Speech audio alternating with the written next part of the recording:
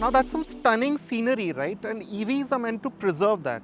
Now Volvo has been at the forefront of this with its ambitious electrification plans, not just worldwide but also here in India. And the XC40 Recharge has been a good first step. It's one of the more popular luxury EVs that you can buy in the country. So it's no surprise that we're now seeing this, the C40 Recharge. There's more to it than meets the eye. It's not just the smarter coupe-SUV version of the XC40, it also happens to be Volvo's first electric-only model. So let's see what it's all about. Now this is not surprising, but the cabin of the C40, at least from here, from where I'm sitting in the front, is very similar to that of the XC40 Recharge, the EV version as well as the IC version. So you have the same 9-inch infotainment screen here with that quite crisp and useful Google-based infotainment software. But like we said before, this whole setup is now looking quite dated, especially this button here and the generally compact, portrait arrangement. So maybe there could have been a more modern take on this by now. But having said that, this screen which we find a bit bland in the IC version, somehow works better over here. I mean, like the new Volvos, it gives you Google Maps right in front of you, which is very useful. It gives you just enough information to keep you satisfied. The trip computer is hidden away only when you need it. It's a bit fiddly to use from here, but once you get used to it, it's quite useful. And the power and charge dial, that's another difference from, say, an IC XC40. It's also very easy to reach. So the controls by themselves, you will get used to them pretty quickly. But there are some differences, the more noticeable of which are the materials that have been used. To drive home the point that this is a sustainable vehicle, even the materials in the cabin have been sustainably sourced, and Volvo seems to have gone to quite a great length. Now, the biggest differentiator is this topographical pattern that you see here. At night it's backlit, so I'm assuming it will look very pretty. But this is made entirely out of recycled PET bottles, and that same can be said of these door inserts here too. The topographic design and also the general door cards, they've been made from recycled plastic, wine corks and forest litter, if you will. And that continues, that sustainability theme continues throughout the cabin. These mats that you see here, each of them is made from 71 recycled plastic bottles, and this suede material, which by the way feels very nice to the touch, that too has been made from recycled materials. And of course there's no leather in the cabin, it's all vegan leather, if you will. So yeah, in terms of that feeling of doing something good for the environment, the Volvo C40 does have you covered. There are no ventilated seats, but you get 10-way adjustable front seats, connected tech, auto-dimming outer mirrors, wireless charger, powered boot lid and pixel LED lighting. The strong practicality of the XC40 has also been carried over here, helped by added space in the central tunnel. You get deep door bins, a removable dustbin and storage nets in the cabin. That said, rearward visibility is heavily compromised by the raked rear windscreen. You can drop the rear headrest to improve this, but not by a great margin. Being a Volvo, there's a strong focus on safety here. You have level 2 ADAS with a suite of forward and rear collision avoidance functions, a 360-degree camera, front, side and curtain airbags, a driver knee airbag and hill descent control. Now, as is usual with these coupe SUVs, you will have to make some compromises in the back seat with the more stylish shape. Now, it's very apparent that there's less headroom here. Volvo says there's about 42 mm less headroom, so if you are especially tall, then you might not find it very comfortable. And also you notice that this window, the window line is slightly higher up, so you do feel a bit hemmed in. Although a great antidote to that is this new panoramic fixed glass roof. It really does open up the cabin quite a bit, especially with the dark trim that you have otherwise. And also the seat back, we think it might be a touch more upright than say some regularly styled SUVs in this segment. But that depends on you, because the seat back itself is quite firm, so over long distances you will like it. It will keep you comfortable, and the contours will generally keep you comfortable over long distances. Now, like some EVs, yes, you do notice that the floor is a bit high, so you do sit in a slightly knees-up position, and under thigh support is not as good, but it's also not bad by any stretch. In fact, as you can see, with the seat set to my position, there's quite a bit of knee and leg room. But the CMA architecture that the C40 is based on, it also features IC cars on it, which means that you still have this central tunnel for all-wheel drive systems. It's not a completely flat floor like how you would expect in a pure BEV.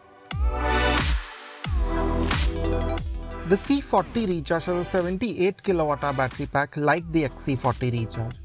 Although Volvo claims a significantly higher WLTP range of up to 530 km against the XC40's 418 km. The company says it has managed to achieve this by switching to a new battery pack with a different chemistry and higher energy density. There is also an improved battery management system. An 8% gain has come from the new Pirelli low resistance tyres, while the more aerodynamic shape has added a further 4%. The C40 Recharge makes 408 PS and 660 Nm via a dual motor setup, again the same as the XC40. But here the outputs are split 40-60 between the front and rear axles against the 50-50 in the more upright SUV. The 0 to 100 kmph time comes in 4.7 seconds, 0.2 seconds quicker than the XC40. Now to get in and start driving the C40, it's a refreshingly simple process. There's no starter button anywhere, there's not even a parking brake, electronic or otherwise. So you get in and you pull the selector to D and the car is just on and you can just set off immediately. Now this is unnerving at first, especially if you aren't used to electric vehicles. But it does make sense in this context considering an EV doesn't really need a starter button. And yeah, now coming to the outputs, they are significant. They are the same as the XC40 Recharge, 408 PS and 660 Nm. But there is some difference. Where the XC40 had a 50-50 split between the front and the rear axle, here it's a 40-60 split. So you have about 245 or something at the rear and a bit more than 160 in the front. The powertrain delivers performance from standstill in a calm, measured way, where that instant EV torque softened to make things easier. A heavier dab of the throttle unshackles the motors, which is when you realize that overtakes don't need to be planned with this car with its significant outputs. The C40 gushes forward, but again in a secure way with no scrabbling from the wheels for traction. This truly makes for unstressed driving, the near silence adding to this sense. If anything, the only giveaway of the brisk performance is some grating through the wheels as the stability systems manage grip. Look a bit closer, and a more practical consequence of this is that the C40 seems to be barely tickling its motors in slow traffic. This should be great for range and again goes with the calming theme of the SUV. Now, again keeping with that simplistic theme, there aren't any drive modes or regen modes with the C40 Recharge. What you just get is an option to either switch on or off the one pedal driving or leave it in auto. Now the auto works as they usually do in some other EVs, some other luxury EVs, so it seems to use the ADAS cameras and radar to detect curves and to detect traffic and manages the regen accordingly. It does take some getting used to, but you can get used to it quickly, and you do sometimes feel caught out. Say for example when you are pressing on the accelerator but the car seems to be decelerating. But once you realize how the system works, it's very easy to get used to. So once you start driving the car, when you own it, it will become second nature, we think, soon enough.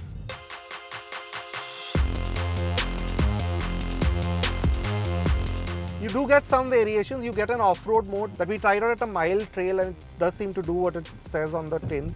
And there's also a steering firm mode which just weighs up the steering. The steering itself is nice and precise. It's nothing spectacular. You won't feel especially connected to the road, but it gets the job done. It's predictable, it's precise, so in that sense it works just fine.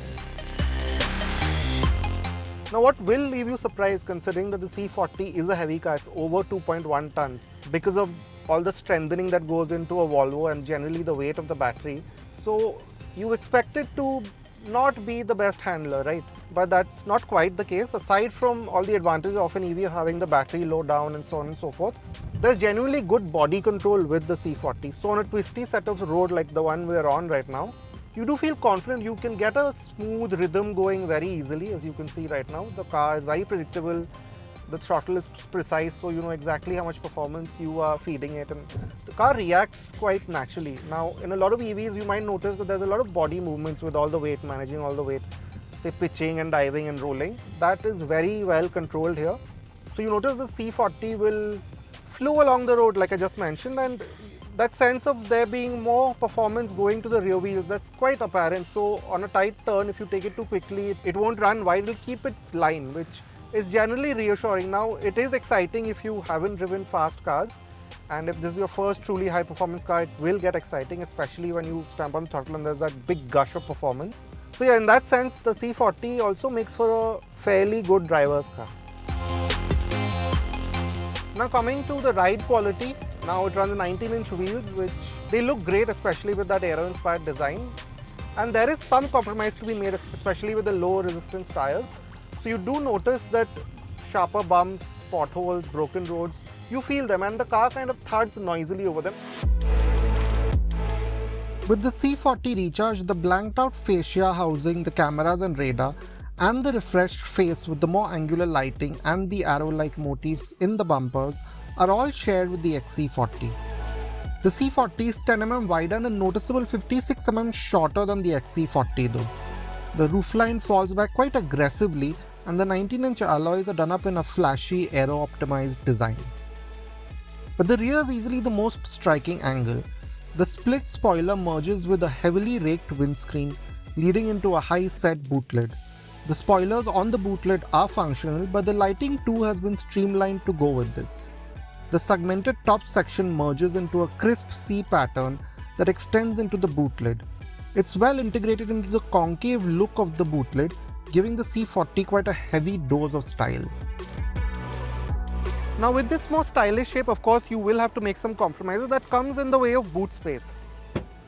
So you realize that the C40 has 39 liters less boot space than the XC40, and this spare wheel parked here is not quite convenient. Of course, you can take it out for shorter strips and so on, so you will have to manage around this. But what the C40 gives you, which a lot of EVs don't surprisingly, is that there's an actual frunk which you don't see very often in electric cars for some reason. And in this car, however, it's quite useful. It's a 31 liter frunk, so you can put your charging cables here and maybe some other knickknacks if you don't want to open the boot and so on and so forth. So yeah, there is still practicality within the scheme of things with the C40. Expected to be priced at around Rs 60 lakh, the Volvo C40 looks set to be another success. Bookings have already surpassed that of the XC40, and it's no surprise. The added range may be the biggest draw, but the driving experience is a soothing one, peppered with just the right degree of enthusiasm.